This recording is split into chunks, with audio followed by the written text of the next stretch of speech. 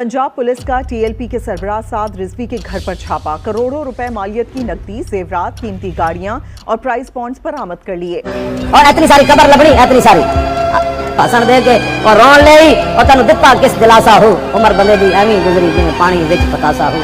9 अक्टूबर 2025 पाकिस्तानी तारीख के 7 दिनों में से एक दिन, जब जुल्म की तारीख दोहराई गई और एक बार फिर से पाकिस्तानियों को सरेआम कत्ल कर दिया गया।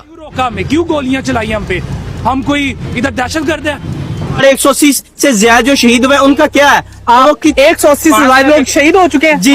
500 से ज्यादा जो है वो जख्मी है इस वक्त। लाश ही नहीं दी जा रही, लाशें उठा ली गई हैं। ठीक है ना, क्या मेडिकल होगा, क्या मतलब बता ही नहीं रहे। रियासत तो माँ की तरह होती है, तो ये तो इंतहाई बर्बरियत है। 9 अक्टूबर 2025 की सुबह लाहौर की गलियां सुबह का वक्त एहतजाजी हुजूम जमा हो रहा था। लाहौर की सड़कों पर एक बार फिर से शोर मचा था। लब्बैक या रसूलुल्लाह, लब्बैक या रसूलुल्लाह। हर तरफ इस किस्म के नारे लग रहे थे, हर किसी के हाथ में झंडे थे। ये था लब्बैक या अक्सा मार्च। इस तहरीक के सरबराह थे साद हुसैन रिजवी। एक ऐसा मार्च जो सिर्फ फलस्तीन के हक में नहीं था, बल्कि हुकूमत पाकिस्तान के लिए एक नया इम्तिहान बन चुका था। 9 अक्टूबर 2025 को सिक्योरिटी सख्त कर दी गई। इस्लामाबाद जाने वाले तमाम रास्ते बंद कर दिए गए। इंटरनेट सर्विस मुअत्तल थी। लोग जोग दर जोग इकट्ठे हो रहे थे। हजारों कारकुन साद रिजवी के साथ कदम से कदम मिलाकर आगे बढ़ रहे थे। इस हिसाब से यही सबको लग रहा था कि इनको रोक पाना मुश्किल है। चंद अनासर ने जो टीएलपी के काफिलों में मौजूद थे, उन्होंने जानबूझकर इस क़यादत को पुरतशद्दुद बना दिया। बाद में तहरीक लब्बैक की पुलिस वालों के साथ झड़पें शुरू हो गई। कशीदगी इतनी बढ़ गई कि मरने मराने पर बात आ गई। पुलिस वाले ऑर्डर की वजह से मजबूर थे और तहरीक लब्बैक वाले अपने कायद के हुक्म की वजह से। कशीदगी इतनी बढ़ गई कि हर तरफ तबाही का माहौल था। ऐसा लग रहा था जैसे क़यामत सुगरा हो। लोगों की लाशें सड़कों पर पड़ी थी। सैकड़ों की तादाद में लोग जख्मी थे। अचानक हर तरफ एक ही शोर मच गया कि साद हुसैन रिजवी को 3 गोलियां लग गई है। कारकुनों में भगदड़ मच गई, जिसके बाद एक वीडियो वायरल हुई जिसमें साद हुसैन रिजवी को गोली लगने के बाद गिरते हुए देखा गया।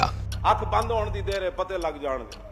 असी तो कहते अख बंद होने दी देर। जागना है जाग ले आज फलक के साए तले, और अशर तक सोना पड़ेगा खाक के साए तले। कारकुनों का ये जहम अभी ताजा ही था कि अचानक तहरीक लब्बैक के कारकुनों को एक और खबर मिलती है कि साद हुसैन रिजवी के छोटे भाई अनस हुसैन रिजवी को भी गोली लग गई है। अभी अफसोसनाक खबर मिली है कि अक्सर मुजाहिदीन लगते जिगर बाबा जान हाफिज अनस हुसैन रिजवी साहब जब शहादत दोष फरमा गए हैं। और लातियो आज तो निकलो भाई, और सुनियो मर गए हो आज। बाद में साद हुसैन रिजवी और उनके छोटे भाई अनस हुसैन रिजवी का कोई अता पता नहीं चला। हालांकि इस एहतजाज के दौरान साद हुसैन रिजवी की मां, उनके बीवी बच्चों को भी गिरफ्तार कर लिया गया था। फिर उनके घर पर छापा मारा गया, जहां से ऐसी ऐसी चीजें मिली कि सुनकर आप भी दंग रह जाएंगे। पंजाब पुलिस का टीएलपी के सरबराह साद रिजवी के घर पर छापा। करोड़ों रुपए मालियत की नकदी, जेवरात, कीमती गाड़ियां और प्राइस बॉन्ड्स बरामद कर लिए। सर ये देखिए जी, ये सर बहुत सारी आपको कीमती घड़ियां सर नजर आ रही हैं, करेंसी नजर आ रही है सर। और ये उनका रिजवी साहब का जो बेटे का घर है सर, ये वो है। इनका क्या है, ये तो कल 50 करोड़ रुपया मेरे घर से बरामद कर, मैं क्या कर लूंगा?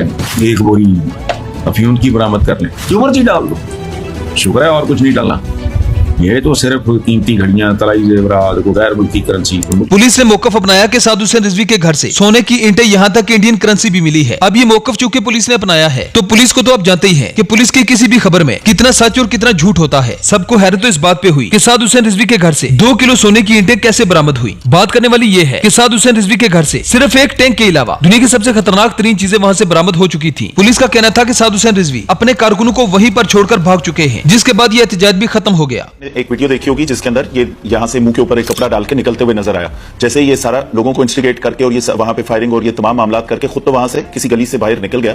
अब इसके ऊपर बहुत सारी टेक्निकल एविडेंस के साथ बहुत सारी चीजों पे काम करते हुए इसको ट्रेस कर लिया गया। लोकेशंस हमारे पास आना शुरू हो गई। एक दिन की रूपोशी के बाद पुलिस ने दावा किया कि उन्होंने साद रिजवी और उनके भाई अनस रिजवी का ठिकाना मालूम कर लिया है। वो जल्द ही कानून के हवाले कर दिए जाएंगे। जल्द ही उनको अरेस्ट कर लिया जाएगा। लाहौर और रावलपिंडी में साद हुसैन रिजवी और उनके कारकुनों पर दहशतगर्दी, अवाम को उकसाने, डकैती, इक़दाम में कत्ल जैसे मुकदमात इन पर दर्ज कर दिए गए। साद रिजवी ने एक प्रेस कॉन्फ्रेंस में कहा था, उन्होंने एहतजाज को फिलिस्तीन के हमायत के मुजाहरे से जोड़ा था और इल्जाम लगाया कि हुकूमत इसराइल को तस्लीम करने जा रही है और हुकूमत का ये रवैया काबिल कबूल नहीं है। अब सवाल ये पैदा होता है कि क्या साद रिजवी की तहरीक एक मजहबी बेदारी है या रियासत के लिए खतरा? क्या ये मार्च लब्बैक या अक्सा के नाम पर एक नया बाब लिखेगा? क्या ये एक सिर्फ सानहा बनकर ही रह जाएगा जो तारीख के औराक में दर्दनाक याद बनकर रह जाएगा? क्या आप समझते हैं कि लब्बैक का एहतजाज जायज था या फिर रियासत ने दुरुस्त फैसला किया? कमेंट सेक्शन में जरूर बताएं। Thanks for watching. पाकिस्तान है जहाँ मुसलमानों पे सीधी गोलियां चलाई जा रही हैं।